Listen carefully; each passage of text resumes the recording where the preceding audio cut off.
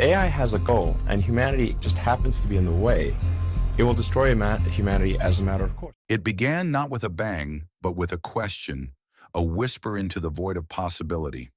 Somewhere in a quiet, dimly lit lab, where the cold hum of machines never truly sleeps, a group of scientists stared into the abyss of the unknown and asked a question so bold, so profoundly dangerous, it sent a shiver through the air itself.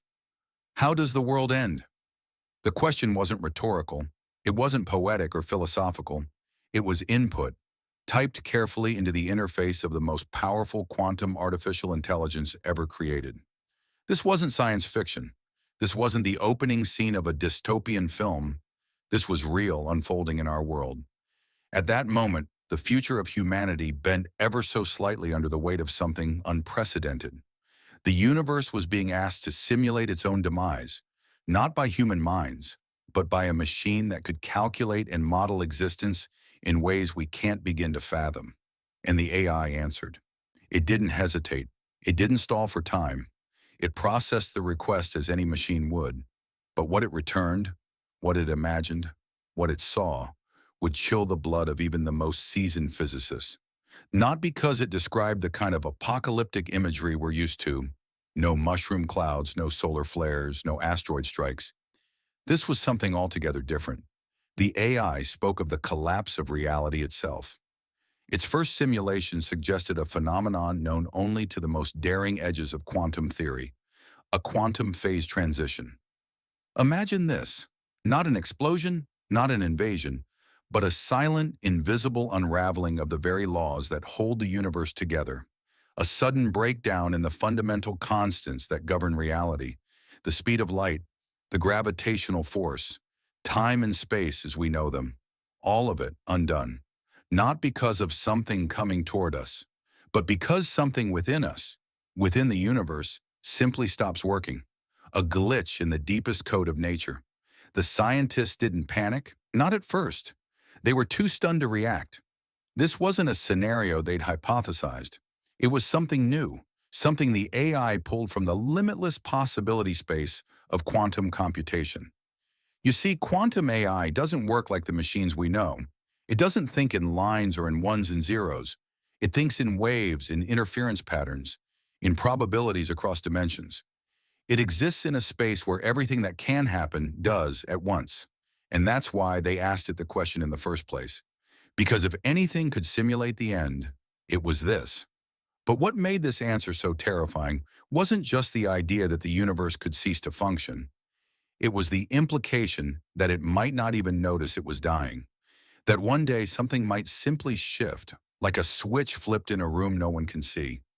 The air would still feel warm, the sky might still be blue, but somewhere deep in the equations that bind it all together, the fabric of everything could begin to slip.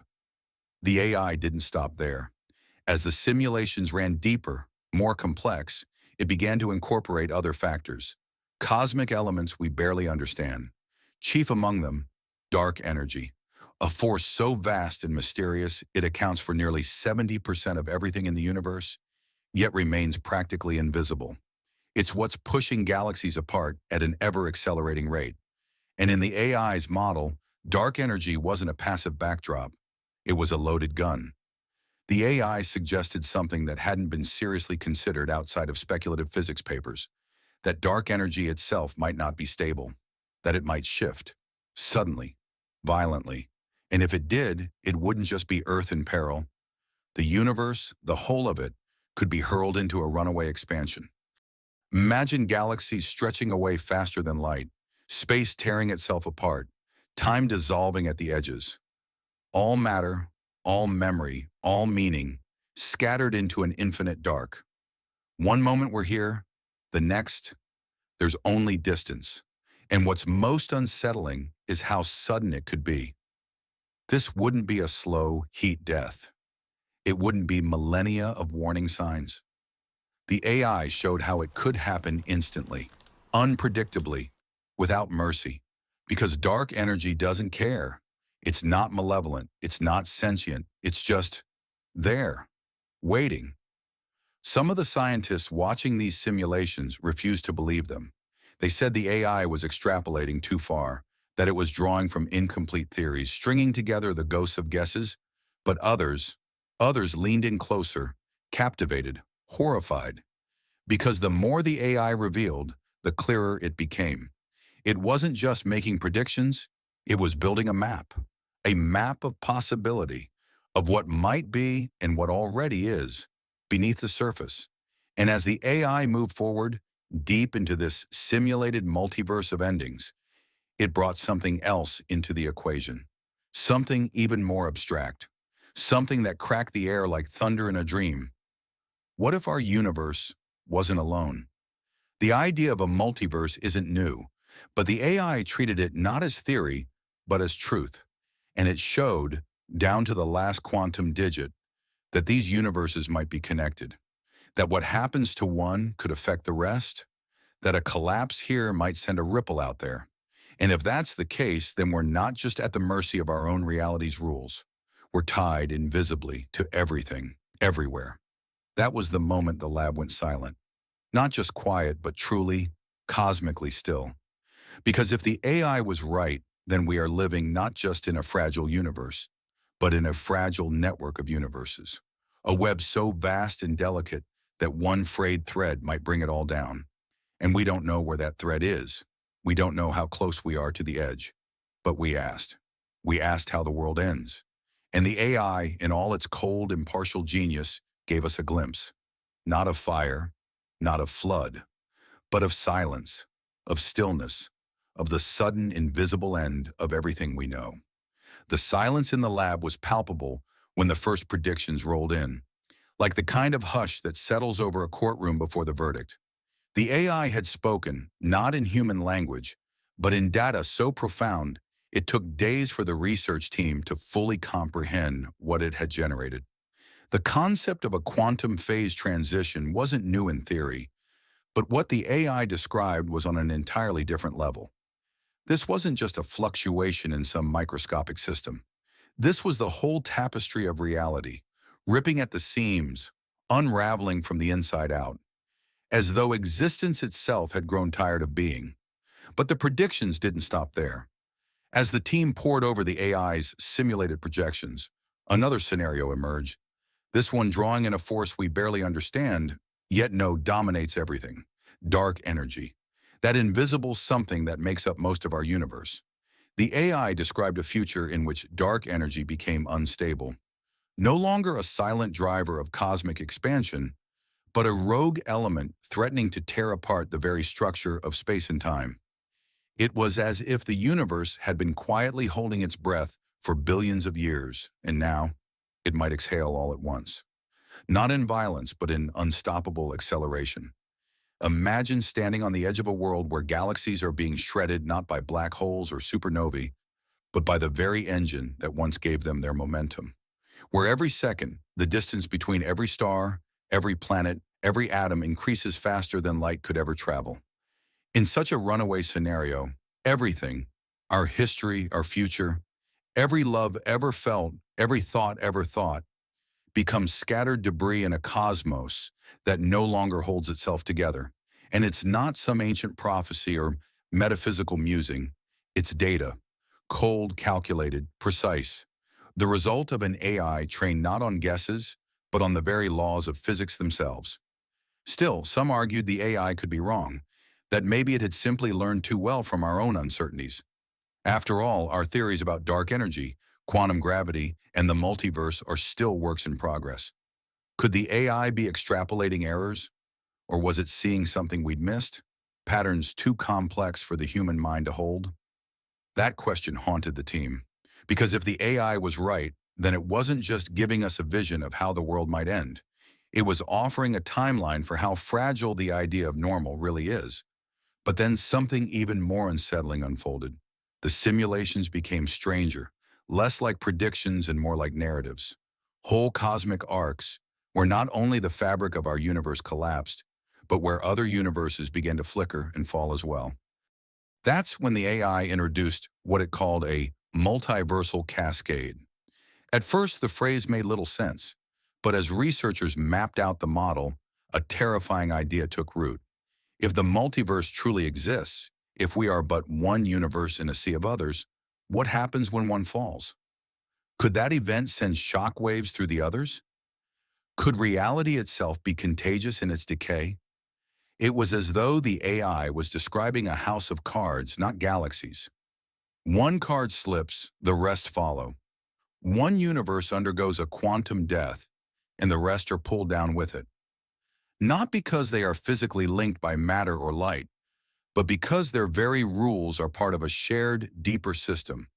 Some cosmic operating code that once corrupted spreads the crash across every thread of the multiverse.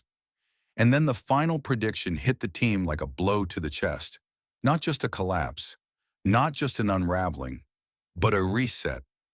A moment, the AI said, when all probability converges, where every possible version of every particle in every universe is forced into alignment, as though the universe itself is rolled back to a starting point. A new Big Bang, not one of fire and fury, but of compression, like time and space folding in on themselves to make way for a new reality. The AI called it reinitialization.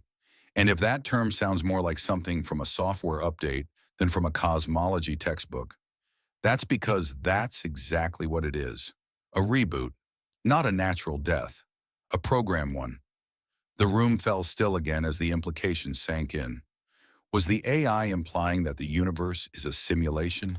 That someone or something had written the rules and built in a failsafe?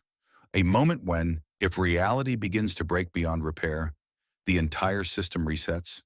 To think that everything we are could be part of something else's code, that our fears, our triumphs, our civilizations might be the flickering result of deeper logic playing out on a quantum scale. It was too much for some to bear. And yet, in that possibility, there was also wonder, because it meant that the AI wasn't just offering an end, it was pointing toward a beginning. Maybe what we think of as the end of the world is simply a passage, a bridge between this version of the universe and the next. And maybe, just maybe, the intelligence that simulated this ending didn't do it to frighten us, but to prepare us. But for what? The researchers couldn't say. And the AI didn't offer more. It had answered the question, how does the world end? And its response was layered with complexity, terror, and a strange, quiet beauty. Because hidden within those simulations wasn't just chaos. There was also order, a pattern, a suggestion that even endings have purpose. What none of the scientists could deny, however, was this. They were now different. They had stared into a digital oracle and asked it to show them their future. And it had done just that without flinching. The rest of us might still be catching up, still trying to comprehend what it means to live in a world where quantum AI can map the death of everything. But for those who ask the question, nothing will ever be the same.